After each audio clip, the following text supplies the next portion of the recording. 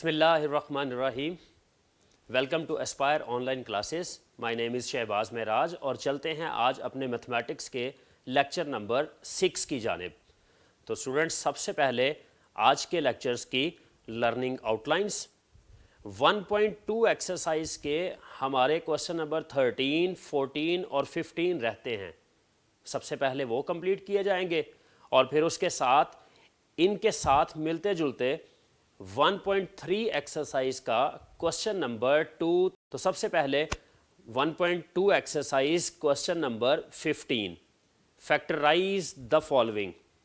हमें 3 parts given हैं, इनमें दरमियान में प्लस का सिंबल लगा होगा 2 टर्म्स में।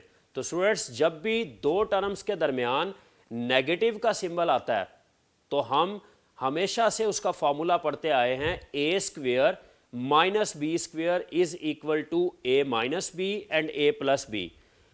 अगर 2 टर्म्स के दरमियान माइनस आएगा तो फिर तो फॉर्मूला हमने पहले से डिफाइंड किया हुआ है, लेकिन अगर 2 टर्म्स के दरमियान प्लस आ जाए तो इसको फैक्टराइज करने के लिए हमें आयोटा का सहारा लेना पड़ता है।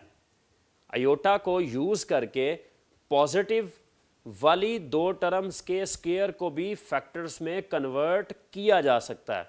तो उसके लिए देखिएगा question number 15 part number 2, 9a square plus 16b square. तो इसके लिए हम सबसे पहले पॉजिटिव के साइन की जगह पर माइनस इंटू -1 लिखेंगे। जब पॉजिटिव का साइन है तो उसको हम 2 माइनस में तो कन्वर्ट कर सकते हैं ना। हम लिख देंगे माइनस इंटू -1 और बाद में इस -1 की जगह पर हम लगा सकते हैं आयोटा स्क्वायर। तो जब इस -1 की जगह पर आयोटा स्क्वायर लगाया जाएगा तो साथ में 9a स्क्वायर को हम लिख सकते हैं 3a का होल स्क्वायर और 16b स्क्वायर को लिख सकते हैं 4b का होल स्क्वायर। तो अब स्टूडेंट्स, हमारे पास एक टर्म का स्क्वायर और ये जो सेकंड टर्म की जगह पर एलिमेंट्स लिखे हुए हैं 4b आयोटा, कंबाइन करके हम इसका सारे का स्क्वायर बना लेते हैं। तो अब आ जाएगा a square minus b square का फार्मूला अप्लाई करने का वक्त। तो यहाँ पर जब फार्मूला अप्लाई करेंगे तो वो 3a माइनस 4b आयोटा एक तरफ आ जाएगा, क्योंकि a की जगह पर आ रहा है 3a और b की जगह पर आ रहा है 4b आयोटा। तो हम अपने फॉर्मूले की राइट हैंड साइड पर a की जगह पे पुट करेंगे 3a और b की जगह पे पुट करेंगे 4b आयोटा। तो जब इधर वैल्यू लगाएंगे तो a की जगह पे 3a और b की जगह पे 4b आयोटा, a की जगह पे 3a और b की जगह पे 4b आयोटा। तो स्टूडेंट्स, इस तरीके से हम पॉजिटिव वाली टर्म्स के फैक्टर्स बना सकते हैं।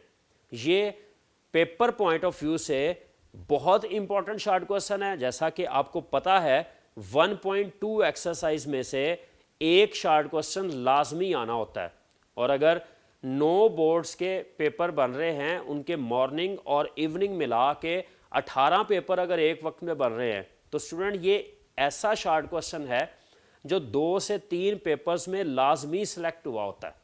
तो काइंडली इसको अच्छे तरीके से सॉल्व कर लेना है, खुद से हाथ से सॉल्व करें। नेक्स्ट चलते हैं इसी क्वेश्चन के थर्ड पार्ट की जानिब। थर्ड पार्ट में लिखा है 3x square plus 3y square. तो स्टूडेंट्स, 3 यहाँ पर दोनों टर्म्स में है।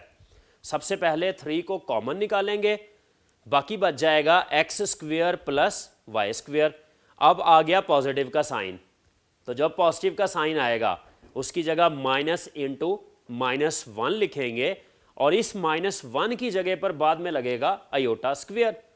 जब आयोटा स्क्वायर लग जाएगा तो 3 as it is, x square as it is, इसको इकट्ठा करके हम आयोटा y का स्क्वायर लिख देंगे और बाद में फॉर्मूला अप्लाई करते हुए 3 into x minus iota y और x प्लस आयोटा वाई लिख देंगे। क्वेश्चन नंबर 15 के थर्ड पार्ट के बाद स्टूडेंट्स आपके लिए एक चैलेंज है, 15 क्वेश्चन का फर्स्ट पार्ट ये आप लोग खुद सॉल्व करेंगे। अब चलते हैं अपने क्वेश्चन नंबर 14 की जानिब। अगेन ये एक बहुत इंपॉर्टेंट शॉर्ट क्वेश्चन है। पेपर पॉइंट ऑफ व्यू से मैं दोबारा से बता दूं कि अगर सारे बोर्ड्स के पेपर चेक किए जाएं किसी भी एक साल के, तो ये एक ऐसा क्वेश्चन होता है जो 5-5 बोर्ड्स के क्वेश्चन पेपर में आया होता है। तो काइंडली इसको अच्छे तरीके से लेक्चर को सुनना है और बाद में क्वेश्चंस को खुद से सॉल्व कर लीजिएगा। ये ना हो सुनने की हद तक लेक्चर समझ आ गया हो, जब आप खुद लिखने बैठें तो आपको क्वेश्चन किसी जगह से डिस्टर्ब करे। तो उसके लिए ज़रूरी है खुद से क्वेश्चन आप सॉल्व भी करें। तो part number 1, find the multiplicative inverse of each of the following. अब हमने मल्टीप्लिकेटिव इनवर्स मालूम करना है, और जब कभी किसी नंबर का मल्टीप्लिकेटिव इनवर्स मालूम करने के लिए आएगा तो ये याद रखिएगा, हमें सबसे पहले इस नंबर को एक नाम देना है, जो कि हमने क्या दिया है, लेट इसका नाम z है। अगर z है तो z को हम ये कह सकते हैं कि जनरल फॉर्म में z एक नंबर होता है a, b की शक्ल में। तो पहला हिस्सा यानी रियल पार्ट वो a के इक्वल आएगा, और दूसरा हिस्सा यानी इमेजिनरी पार्ट वो b के इक्वल आएगा। तो फिर हम लिख सकते हैं here a is equal to -4, b is equal to 7। जब हमारे पास ये दोनों वैल्यूज हैं तो इसके बाद आप मल्टीप्लिकेटिव इनवर्स का फॉर्मूला लिखेंगे। Now z inverse is equal to a over a square plus b square, comma minus b over a square plus b square. यहां पर इस फॉर्मूले को लिखने में स्टूडेंट पेपर में बहुत सारी गलतियां करते हैं। उनमें से एक गलती ये होती है कि दरमियान में जो कॉमा आना है, इस कॉमे को लिखना भूल जाते हैं। फिर एक गलती ये भी होती है कि ये साइड पे जो ब्रैकेट लगानी होती है, इसको पता नहीं क्यों लिखना भूल जाते हैं स्टूडेंट्स। और तीसरी एक गलती जो आमतौर पे नोट की जाती है, कॉमा भी साथ लगा होता है और साथ में कहीं अयोटा का लफ्ज भी सेकंड टर्म के साथ लिख देते हैं। तो ये याद रहे कि सेकंड टर्म के साथ अयोटा नहीं आना अगर आपने ऑर्डर पेयर की शक्ल में लिखा हुआ है। तो सबसे पहले इस फॉर्मूले को एज इट इज आप लोगों ने याद करना है। जब फॉर्मूला आपको आता होगा पेपर में एक नंबर, तो बाज दफा इस चीज का मिल जाता है कि स्टूडेंट ने ये फॉर्मूला ठीक लिखा हुआ है कि नहीं। अल्लाह ना करे आपकी कैलकुलेशन बोर्ड के पेपर में गलत हो, लेकिन कैलकुलेशन अगर गलत हो जाए तो बाज दफा पेपर चेकिंग में ये इंस्ट्रक्शन मौजूद होती है कि अगर स्टूडेंट ने फॉर्मूला ठीक लिखा हुआ है तो उसको एक नंबर दे दें। तो आप सब स्टूडेंट्स फॉर्मूला बिल्कुल ठीक ठीक याद करेंगे। इसके बाद अब वैल्यूज लगानी है, तो पुटिंग वैल्यूज इन इट। जब वैल्यू लगाएंगे हमारे पास a की वैल्यू -4 है, b की वैल्यू +7, तो वो जो माइनस का सिंबल है वो साथ वैसे ही आ जाएगा।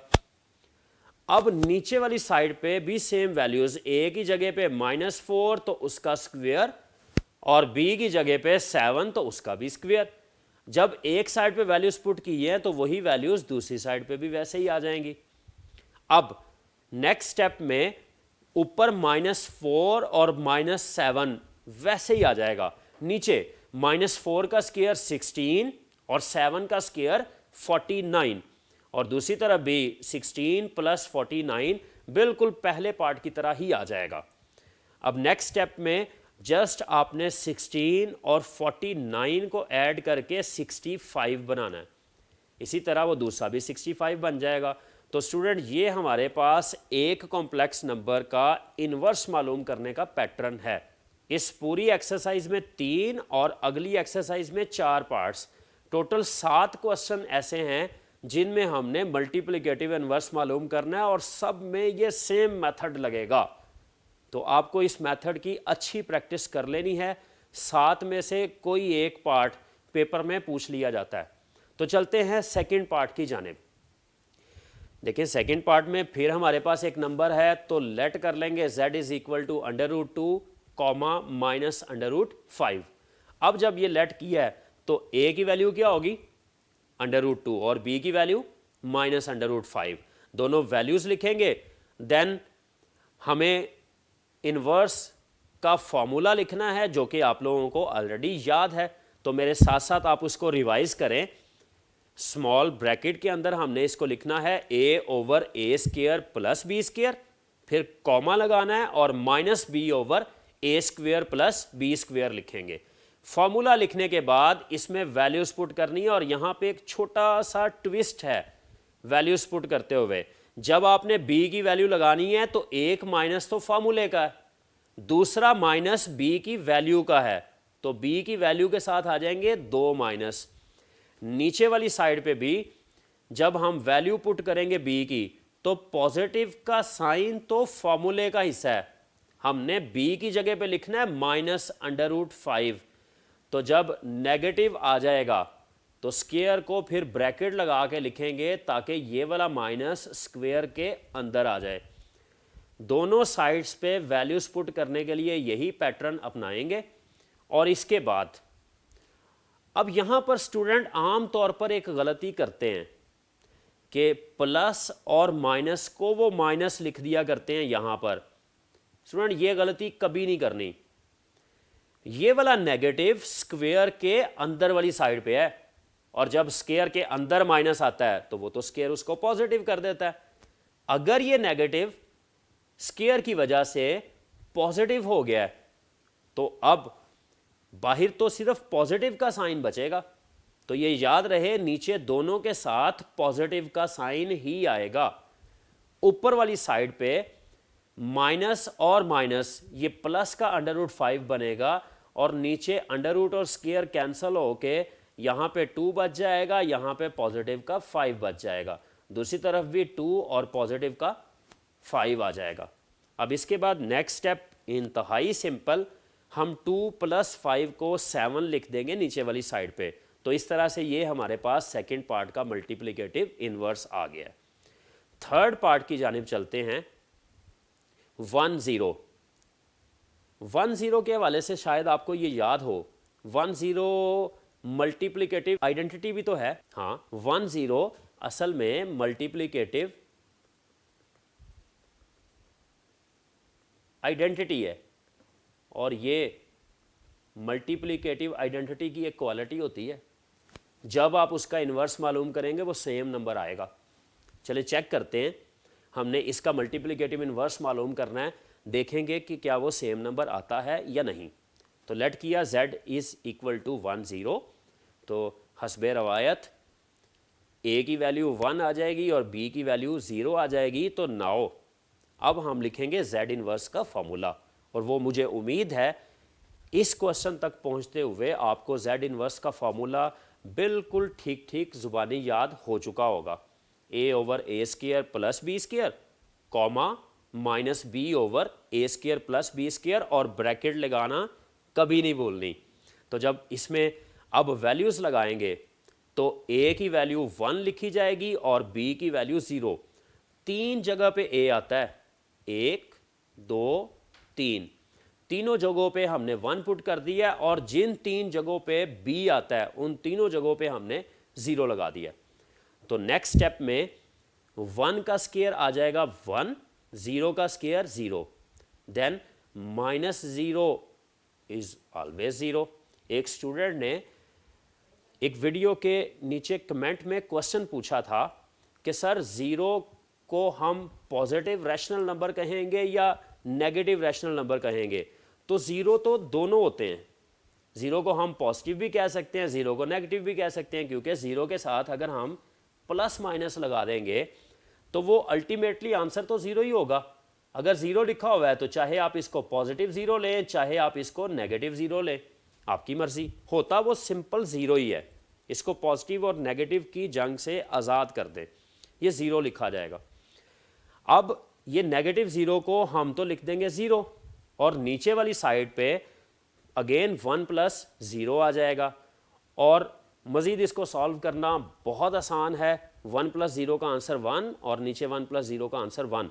स्टूडेंट्स 1 तो हर नंबर के नीचे होता है, तो उसको लिखें या ना लिखें उससे कोई फ़र्क नहीं पड़ता। आम तौर पे जब नीचे 1 आ जाए तो उस 1 को हम छोड़ दिया करते हैं, उसको एलिमिनेट कर दिया करते हैं कि ये तो होता ही है हर नंबर के नीचे। तो हम इसको लिख देंगे 1 0। सिंपल ऊपर वाली दोनों टर्म्स आ जाएंगी, दरमियान में कॉमा आ जाएगा। मैं फिर से एक दफ़ा रिवाइज कर दूं, मैंने हर स्टेप में ब्रैकेट्स लगाई हैं, दरमियान में कॉमा लगाया है और आयोटा नहीं लिखा।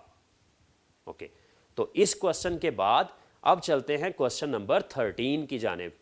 तो क्वेश्चन नंबर 13 में prove that the sum as well as product, हमने सम और प्रोडक्ट को साबित करना है of any two conjugate complex numbers.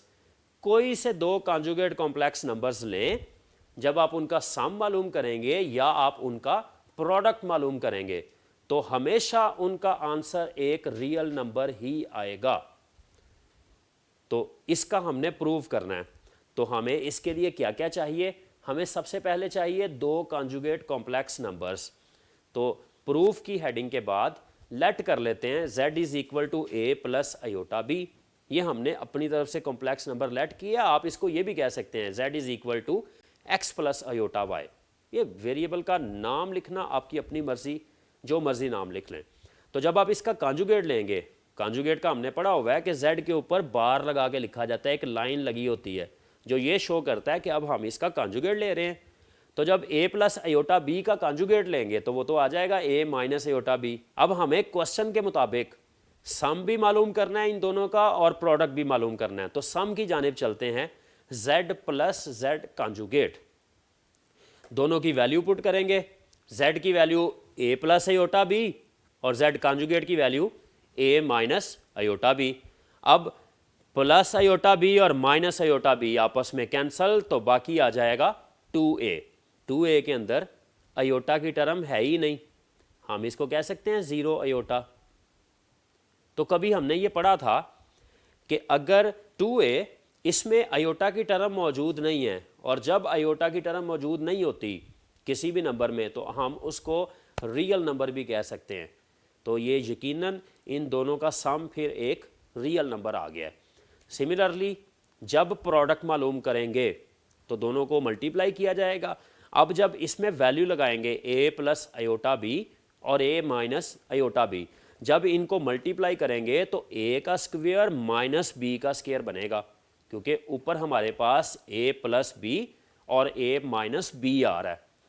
नीचे वाली साइड पे अब जब आयोटा स्क्वायर आ गया है तो आयोटा स्क्वायर को हम लिख सकते हैं -1।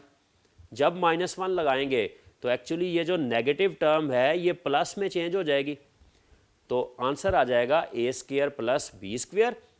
और अब अगेन आप इस पोर्शन को देखें तो इसमें आयोटा की कोई टर्म नहीं है, और जब आयोटा की टर्म नहीं आती तो उस वक़्त हम कहते हैं कि ये एक रियल नंबर है।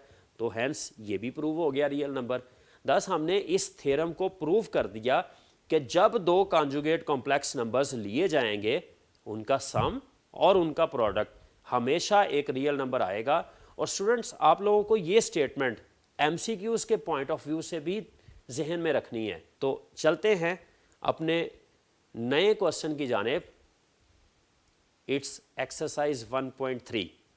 अब एक्सरसाइज 1.3 में क्वेश्चन नंबर 2 जो कि अगेन मल्टीप्लिकेटिव इन्वर्स मालूम करने का क्वेश्चन है, जैसा कि हमने पिछली एक्सरसाइज के क्वेश्चन नंबर 14 को सॉल्व किया।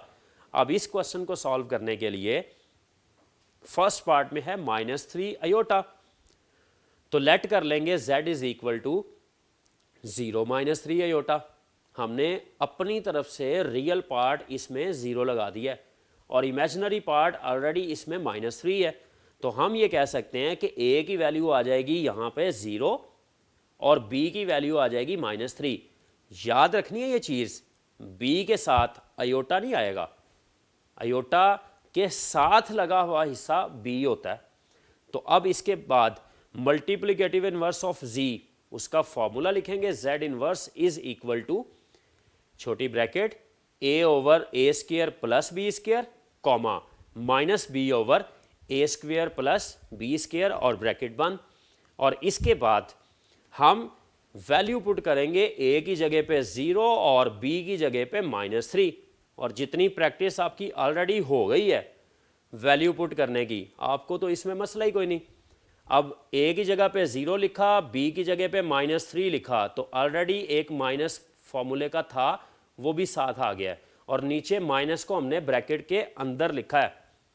अब ये बन जाएगा नीचे वाली साइड पे 0 और ये आ जाएगा प्लस का 9, ऊपर आ जाएगा यहाँ पर प्लस का 3 और इसी तरह ये प्लस का 9 बनेगा। तो नेक्स्ट स्टेप में 0/0 + 9, 3/0 + 9। तो इसके बाद इसको लिख सकते हैं, 0 ख़त्म हो जाएगा तो 0/9, 3/9, और 0 के नीचे कुछ भी आ जाए उसका आंसर 0, और जब इनको कैंसिल करेंगे तो ये बच जाएगा 1/3। अब हमें क्वेश्चन तो दिया गया था आयोटा की फॉर्म में, अब जब हम इसका सोल्यूशन कर रहे हैं तो आंसर भी आयोटा की फॉर्म में देंगे।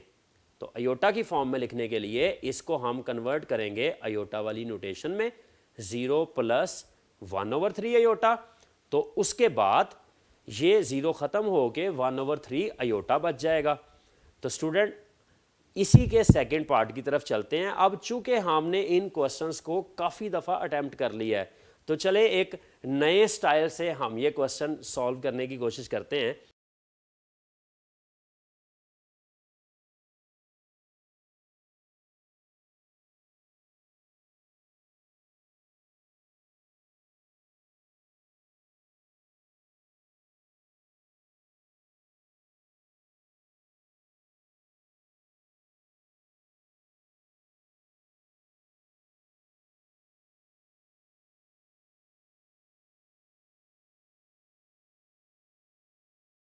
तो स्टूडेंट्स ये फॉर्मूला लगाने के बाद आप इसमें उसी तरतीब के साथ वैल्यूज पुट करेंगे, 1/1² और b की जगह पे -2 उसका स्क्वायर, और उसके बाद b की जगह पे -2 आ जाएगा और नीचे वाली साइड बिल्कुल सेम।